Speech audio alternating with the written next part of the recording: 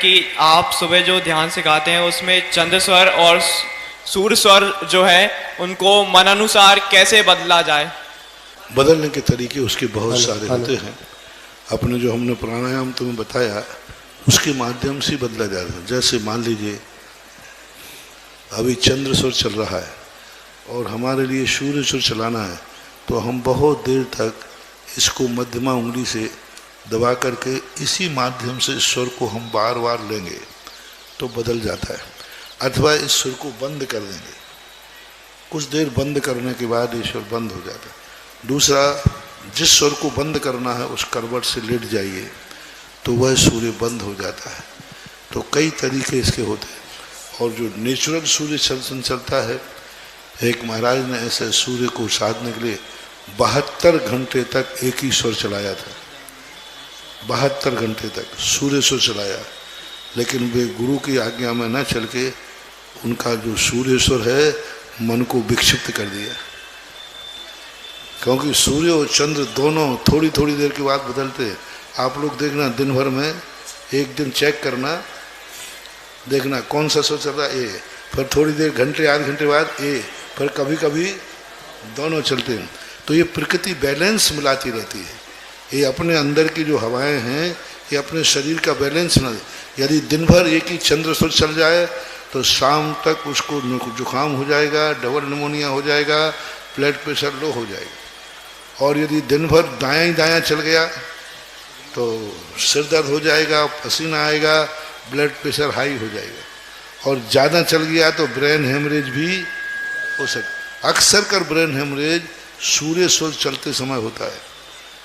अक्सर कर सिर दर्द जिस समय हो रहा हो बहुत तेजी से, ब्लड प्रेशर का स्तर, तो आपका सूर्य स्वर देखना उस समय चल रहा है।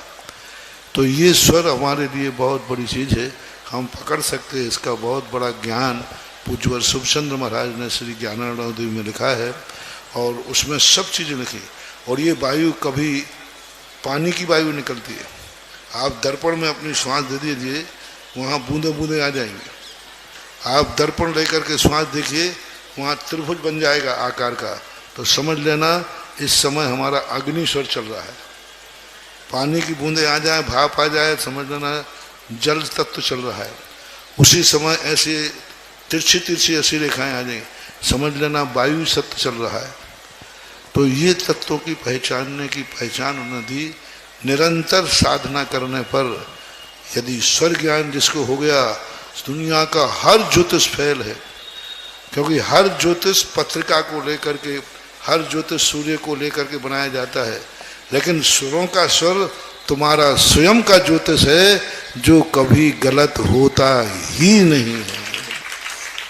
महाराज श्री, यदि सर्दी जुकाम हो रहा है और यदि हम फिर उस समय प्राणायाम के माध्यम से दायां स्वर चलाएं तो क्या सही हो सकता है? बिल्कुल, बहुत कुछ फायदा तो पूर्णता तो नहीं कह सकते, लेकिन आपका जो जुकाम है उसमें अंतर आ सकता है। जुकाम अंदर यदि पसलियों से कफ है तो वो तो तुम्हारा अलग चीज़ है, लेकिन जो तुम्हारे लिए तकलीफ है वो खुल सकती है।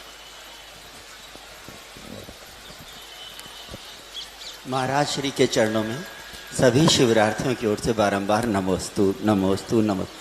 महाराज श्री, हम हमारे घर में रहते हैं, 5 बजे अगर उठ गए हम घर में, 4 बजे उठ गए तो हमारी हालत ऐसी हो जाती है कि बस दिन में आए यार, बस हो गया 5-4 घंटे।